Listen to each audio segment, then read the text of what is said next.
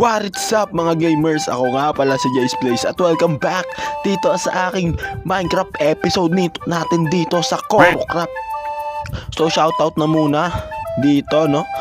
Shoutout na muna sa'yo dahil nagpa-shoutout ka sa akin, no? So kita nyo naman is mayroon na tayong Fortune 3, guys.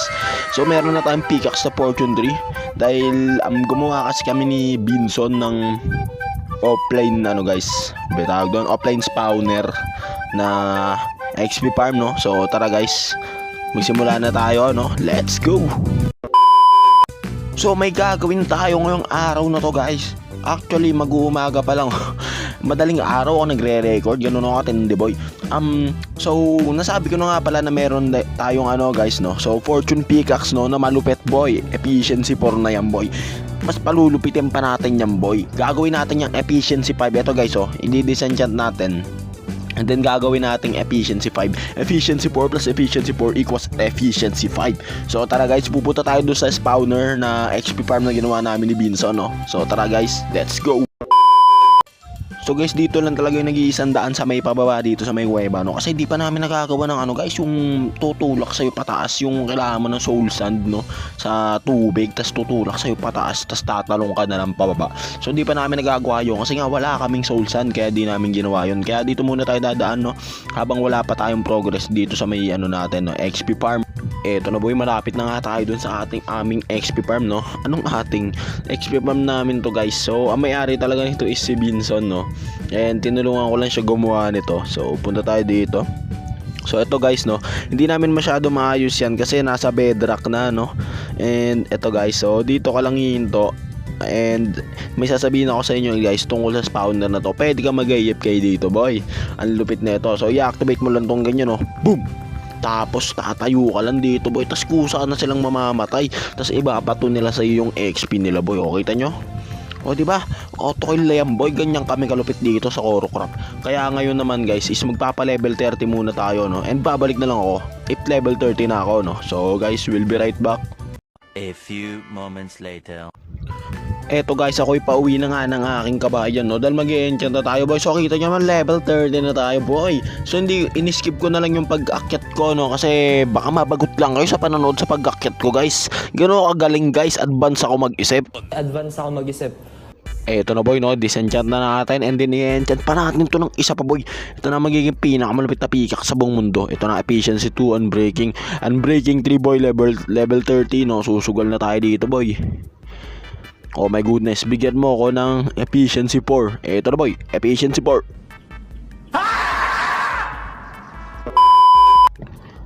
Eto na boy, oh, level 30 na tayo ulit. Pag ito wala pa din titigil muna ako sa pag-enchant, guys. So ito na, no. So wala, ano nangyayari sa pinto natin? Nasira na, boy. Ano nangyayari dito? Naglalag na naman ang server. Ayan na. So okay na, no. Oh my goodness, tagal-tagal magpa-XP tapos unbreaking 3 lang ibibigay mo. Enchanting table, ha. So tara, disenchant na natin tong nakakainis na pickaxe na to. Sana naman maganda na yung ibigay mo ngayon. Unbreaking 3, ano yan? Unbreaking 3 lang, walang kahalo. So tingnan natin, unbreaking 3 na naman. Pag ito wala pa din, ha. Minecraft, binabalaan na kita, Minecraft. Pag ito wala pa din, titigil na ako sa pag-enchant. Ito na boy, oh. Boom! Ito na guys. Ano pa naman yan, Minecraft? Wag na nga mag-enchant, tayo na. Okay guys, balik na lang tayo dun sa main goal natin ngayon sa episode na to, no? Ang manguha ng mga tolonggis, boy. So ito, meron na tayong 3 pokeboat. Diyan natin sila isasakay, boy. Manghuli tayo ng mga Pokemon na villager. So tara na, no. So bago yon, need natin ng ano ba yung mga kailangan natin. Alam ko meron ako nun ito stick. Kailangan kasi natin ng guys, ng shovel. Kasi gagawa din muna tayo ng nila, no. Ng matitira nila siguro sa ilalim muna ng lupa, no. Para guys, kailangan nilang ma-experience yung ilalim ng lupa. Kailangan nilang maramdaman ng lamig ng ilalim ng lupa, boy. So ayan, kaya gagawa tayo ng underground facility nila, no. So doon muna sila, pansamantala muna natin yung gagawin, no. para naman may paglalagyan tayo guys. Alam na sa labas, kinain ng mga zombie yun, no? So tara, hanap tayo ng pwede natin paglagyan sa kanila muna, no? So, saan ba dito pwede? Kasi guys, kaya tayo manguha ng villager ngayon is may mga nanguha na ng villager dito, boy. Nako po, may nanguha na ng mga villager dito. So, ayun guys, so dyan nila pinaagos yung villager, packet nun sa portal guys. Nako po, hindi nagpapaalam, nangunguha ng mga kalbong tolonggis. So, ayun guys, so dyan nila pinaagos boy, tapos pinasok dito sa may portal. Tignan nyo, bigla nagkabalot yung portal ko. Alam ko walang balot yan boy. So kaya naman may ngunguha na rin tayo bago pa tayo makabusan. Oh my god, naliligo yung skeleton boy. Yun ang ginagawa mo dyan. Okay, wag na natin siya istorbohin. Gawin na natin yung ginagawa natin. So dito guys, so dito na lang siguro natin sila ilalagay sa may buwanginan, no? So okay na lang tayo sa ilalim ng lupa, then dito natin sila ilalagay sa buwanginan. Alam nyo bang ba't dito natin sila ilalagay sa buwanginan? Para magwawali sila pag gumangin. Ang sama mo, Jay's Place. So tara, gawa muna tayo dito ng nila, no? Pansamantagal na bahay nila. Dito muna natin sila dadalhin, no? Kasi tinatamad pa ako mag-build. Sa susunod na tayo mag-build ng kabahayan nila, no? So makikita nyo man, no, okay na yung kabahayan ng mga villager natin, no. So dito natin sila ibababa, no, gamit yung mga pokeboat boy. So ayan, dyan muna natin sila. So lagyan natin dito ng tabing boy, para naman di sila maulanan. Hindi naman ako ganun kasama, para hayaan silang maulanan. So ayan boy, no. And then gagawa na rin tayo dito ng paakyat, no, para mayakit natin yung bangka. So ito na muna, no, katubigan. Okay na yung water na yan boy, ayan, no, diba? May tubig na. Ngayon susunduin na natin yung mga tolonggis natin dun sa village, no. So tara na guys, pupunta na tayo dun sa village. Tara na, let's go. Mangingidnap na tayo ng mga tolonggis. Boy, kailangan mo sumama sa akin, ah? O yan, ayaw malapag ng bangka boy. Baka dito sa kabila, baka pwede dito sa may... bawal pala malapag yung bangka. So yan, dyan ka na, bilisan mo. Dyan ka na pumasok boy. Ayan. Okay, no, dadali na kita doon. Wait. Straw at Luffy daw pangalan. Luffy daw pangalan niya boy. Siya daw si Luffy, no. So gagawin natin to ng daanan si Straw at Luffy, no. May Straw at siya guys, tas Luffy pangalan niya. Parang pamilyar yung pangalan mo boy, ha. So ang tanong, paano nila dinaan yung villager? So tignan nga natin boy. So paano kaya nila nadala yung villager dun sa may portal ko? Sigurado gumawa sila ng daanan dito para madala yun doon yung villager sa may portal ko, no. Pero kaya hanapin natin yung daanan na yun boy. Uy, ano to, ha? Etong sinasabi ko, may daanan pala dito, ha. So tara, gagawa tayo ng daanan, no, papunta doon. Ay wait lang, ayusin na rin natin. Andito na rin tayo, ayusin na natin to. May paakyat. Oh, anong ginagawa mo dyan? Pasing kita, umalis ka dyan. Yan, no, takpan natin to.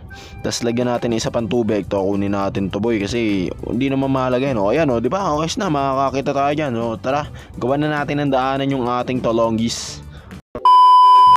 Pinapasakay kita sa bangka, natulog ka naman. Yan, o. Huwag ka bawal matulog boy. So itatrap natin to boy. Hindi ka makakalabas ng pinto, harangan ko ng bangka yung pinto mo boy. Hindi ka makakalabas. Bawal ka ring matulog. Magtatrabaho ka sa akin, tolonggis. Magtatrabaho kayo ni Straw Hat sa akin. Pareho pa kami Straw Hat. So bawal talaga maglapag sa ganito. So dito na sa may kabila. Oy Straw Hat, ano ba tinitinda mo? Oy boy, nagtitinda siya ng sampalok boy. Kaya sasama ka ngayon sa akin, Straw Hat, no. Tara at maglalakbay, dadaling kita doon sa inyong kulungan. Este bahay pala yon, Straw Hat. Huwag ka mag-alala boy. Ligtas ka doon boy, araw-araw kitang papakainin, huwag kang mag-alala. So ayan, no.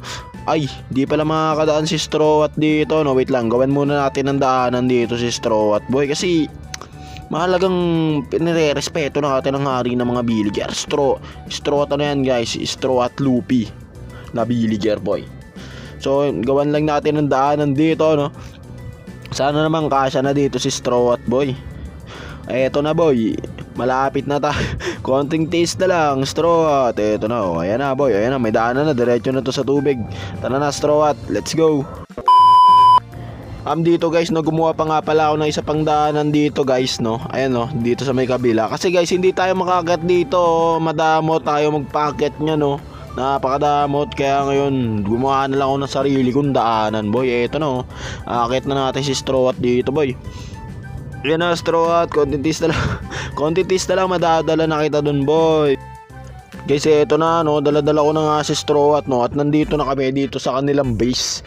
Ang tinatawag kong The Sand Castle. Ay, hindi, castle. Sand lang pala, boy. Sand base. Ayan, dito ka muna maninirahan, straw hat, habang wala ka pang bahay, no. So, susunduin ko muna yung ano, no, yung asawa mo.